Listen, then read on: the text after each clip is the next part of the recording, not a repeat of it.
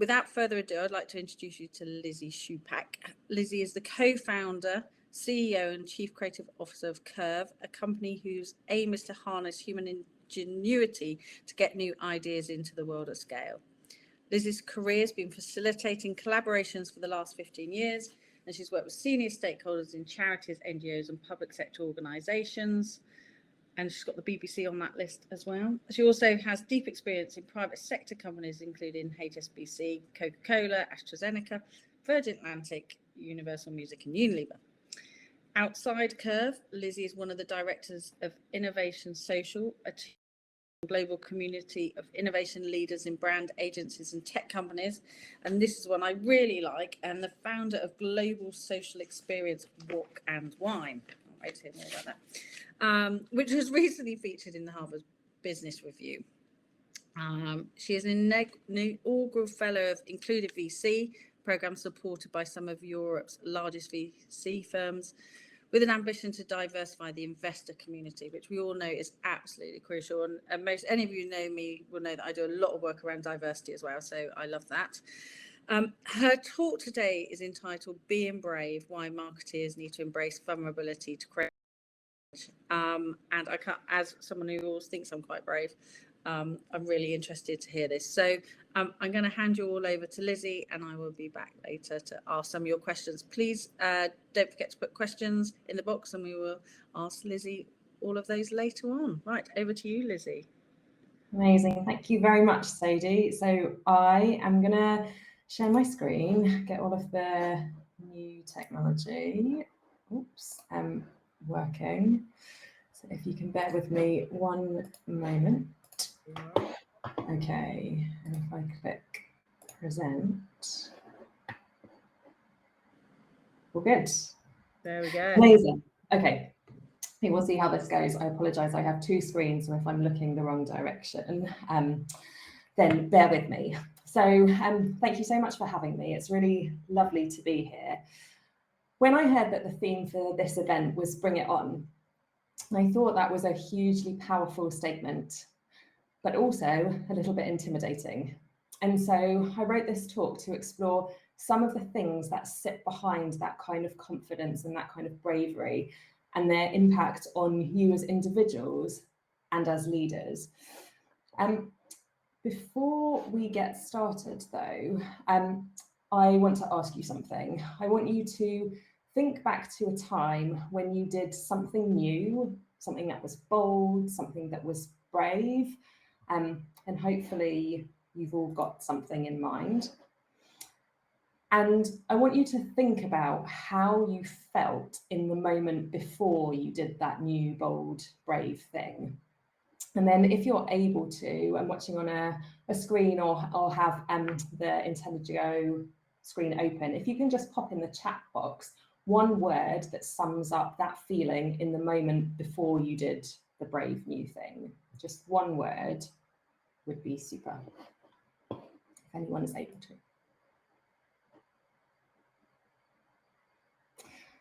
to. Panic from Lisa. That feels very familiar. Fear. Thank you, Tracy. Anticipation. Lovely. Excited. Brilliant. Lots of positive feelings. Amazing. I'd love for those to keep coming and check back and have a look at them. So it's really gratifying to see so much positivity and so much confidence. And I think as marketeers, we're generally used to projecting confidence and aiming really high.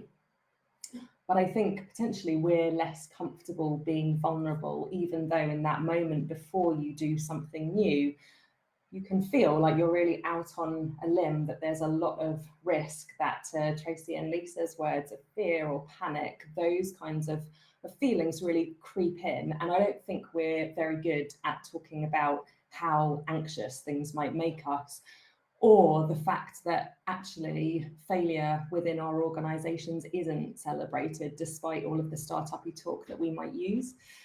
So I think it's time that we're a bit more honest about what it actually means to take risks and to do things differently. Innovation is one of those really awful buzzwords, but I do want to use it in this talk, and I just want to share what I mean when I say it.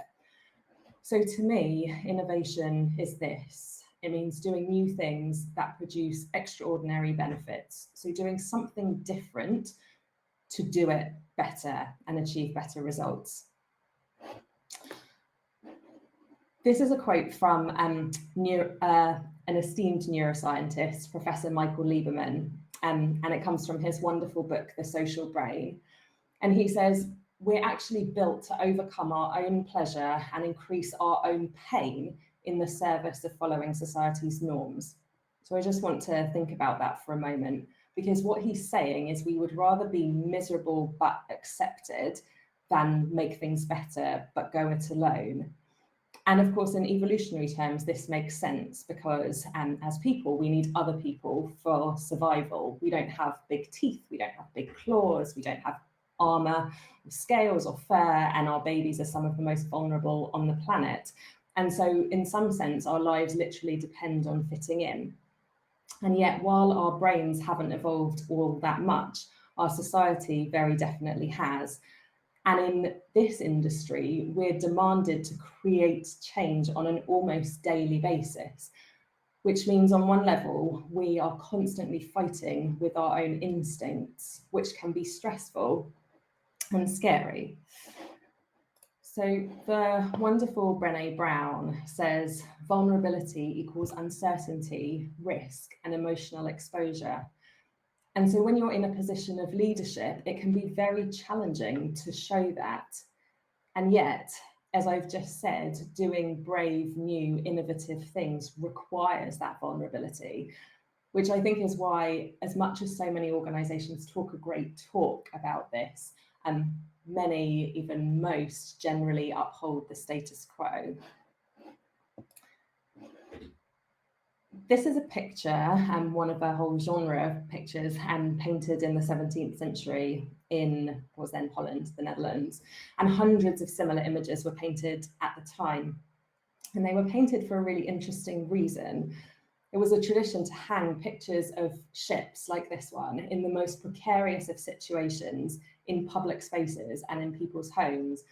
And these ships look like they're in impossible situations in which they could never survive. But they have, in fact, been designed precisely for this situation. It looks terrifying to an untrained eye, but these sorts of storms were entirely or are entirely predictable. And the crews of these ships were prepared for them. The ship is safe. It's going to be in this situation many times. This is just part of maritime life. And the tradition of these paintings was both to inspire pride in the Dutch maritime industry at the time, but also, more interestingly to me, to serve as a daily reminder to people to be resilient in the face of known adversity. And so what it makes me think is, what's our version of this? What's the version of this that we can hang in our innovation labs, in our design studios, in our boardrooms? Because to me, this is what bringing it on looks like. It's recognizing what the journey involves and giving ourselves and our teams the confidence to thrive. So over the last 18 months, clearly we have seen new, and to use a very overused word now, unprecedented challenges. And what it means to be an effective leader in an organization has changed no matter what industry you're in. And near the start of the first lockdown, we embarked on an academic study with the University of Zurich's Business School, exploring the experiences of 30 different leaders as they began to navigate the pandemic. We published the findings of this research earlier in the year, and I wanted to share 6 themes that emerged, which I hope will be useful to you in the months ahead. The first of these was the idea of compassionate leadership. Compassion is, I think, sadly, a word that has been long missing from corporate life. But the leaders in our study realised that if they were to properly support their teams, they needed to show compassion and care and to recognise the day-to-day challenges that people were facing. It's too bad it took a pandemic to make people realise that this is important. The second theme was building resilience, and this idea that change is a constant and you need to find ways to orientate yourself in any given situation, because the context, whether out in the world or inside your organisation, is never still. Our world is dynamic and our fixed plans don't help us when everything is suddenly thrown up in the air and is in flux. The third theme that emerged was the idea of cultural adaptation and innovation, which was the way in which organisations began to change and develop new rituals and routines when people began to work in new ways.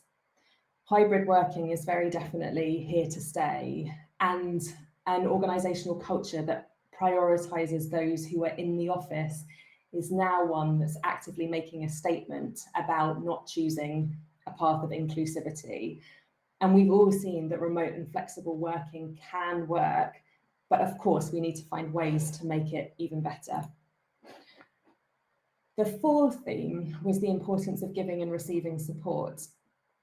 As children, we get lots of feedback and input from teachers, from coaches, from parents or carers.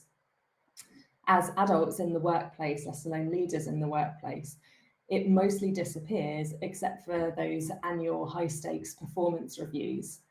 But over the last 18 months, we've seen how important it is to communicate clearly and often, and giving people useful feedback that helps them to develop, and recognising how important it is to provide support to people if you want them to stay part of your organisation. The fifth theme was the role of boundaries. So of the 30 leaders we were working with, almost all of them were on the verge of burnout, almost all of them. Workplace culture has been broken for a long time, but now everyone is tired. And being honest with yourself and with others about what you need, what healthy and good looks like, is so important if you're to produce brilliant work. As leaders, you're effectively the pacemaker for your team, and so running them to the point of exhaustion helps no one. And the sixth and final theme was the idea that all of us need coping mechanisms. We need to celebrate the good things, and we need space to reflect when things don't go as planned. We need time to walk, we need time to talk, we need time to do email and go to meetings, and we need time out from all of those things. And again, these are things that we've needed for a long time, particularly those of us in creative roles in the creative industries, but so often they've been undervalued and downplayed. And so as we transition from pandemic times to COVID endemic times, if that's the term, we need to remember that we're people and not machines, and that also our world and our organisations aren't fixed or static things.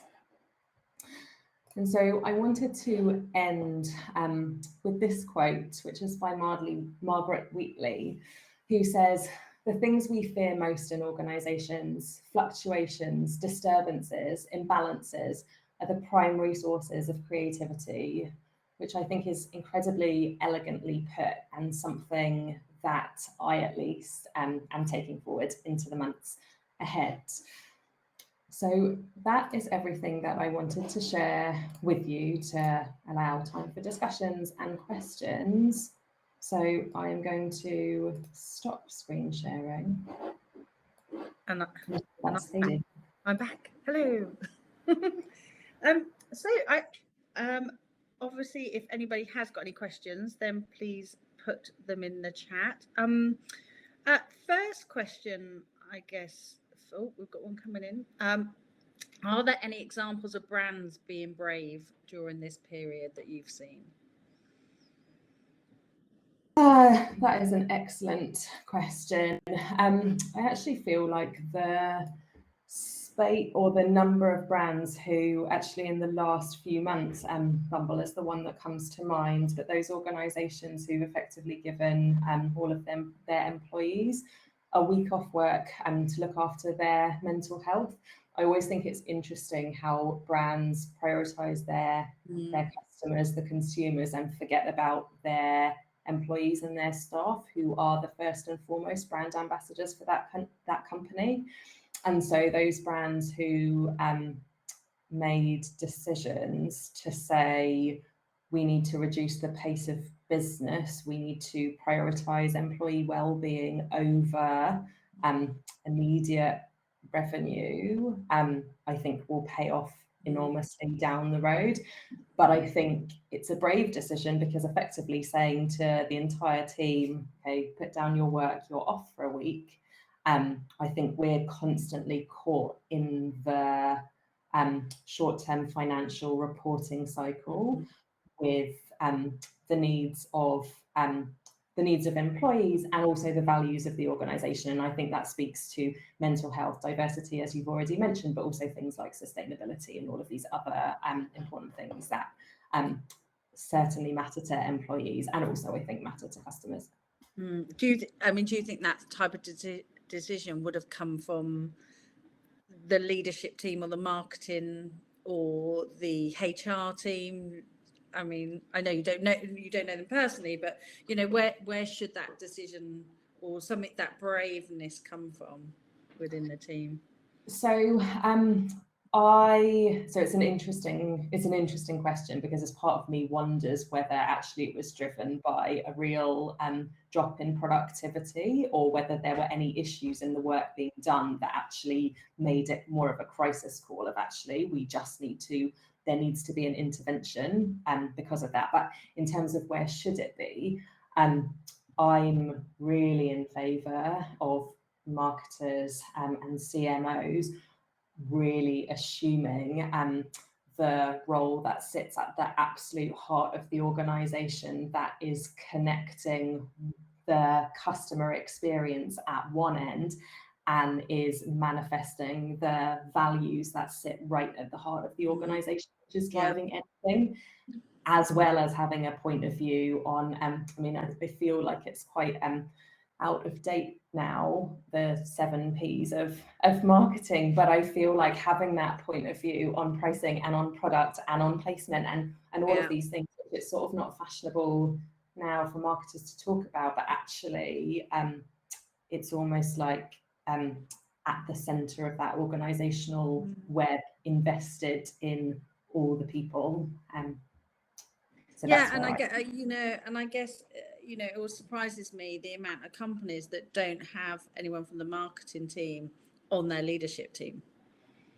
They have chief sales or revenue, they have a finance person, they have a HR person, don't always necessarily have marketing. And I think that's what you said. It's really important that it's often those marketeers that tie it all in together. We've got another question. This is: our leadership team is now focused DEI more than we've been in the past. How have you seen marketing leaders help drive those changes? So I've been doing some wonderful work this last year with Creative Equals, who some of you might know, who are D&I consultancy specifically focused within the creative industries. And I think the company that I'd really call out as a very interesting example are Reckitt Benckiser, who have been thinking about how to incorporate a DE&I statement within their brand architecture. So it's not just an HR policy that exists within the organization, but it is thinking about what's the fight that our various different brands have permission to take on, and which are the underrepresented communities that we can work with. So, for example, in their case, the pandemic year has also been ideal for their brands because they have so many healthcare and cleaning brands. But thinking about how do we, through our product, champion those underrepresented voices and do this in a very rich and deep way through our organisation. Another company that I think is is doing this in a really interesting way is Philips.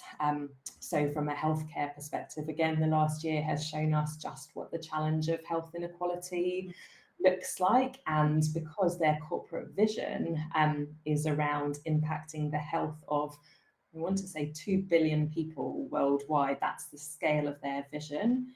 For them not to think about the fact that minority communities are not represented in the design process of products, or that certain communities have worse health outcomes to others because of structural issues, it would be almost negligent of them to not take on that conversation and not think about how do we, through our marketing, through our products, through our customer experiences, tackle these issues.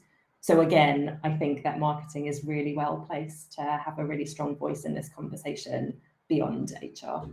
Yeah, okay. I've got one final question. I know we're sort of at the end of our time, but I'm someone's reassuring me by WhatsApp that we won't cut us off. So if you do, really, how do you become braver?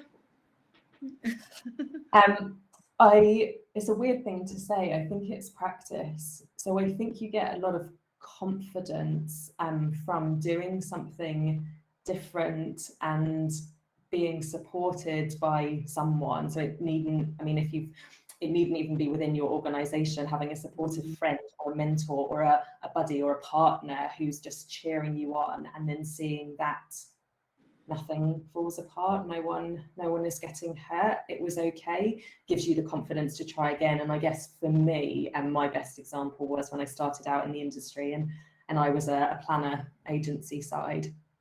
And then I decided to freelance, and that kind of micro thing of I can earn money on my own was suddenly that for me, oh, I can take risks, because in some sense, the worst case scenario for me and my family of income disappearing is no longer the worst case scenario. So I think it's finding little, like, it's kind of like the baby slopes, moments where you can stretch yourself and try something different and see what happens, and then use that to kind of take a bigger leap. Okay, brilliant. Well, I think we've all learned a lot there from Lizzie. Social media sources, mainly LinkedIn. So I'd like to say a big thank you to Lizzie for that. Our next session actually has been recorded and we're going to send to people. So next session is actually networking. So if you come out of this room, you can then go into the networking room. And then the next live session will start again at 3 o'clock. So thank you, Lizzie. We're all going to go out there and be a bit more brave. Let's anticipate. Thank you for having me. Thank you. Bye-bye. Bye.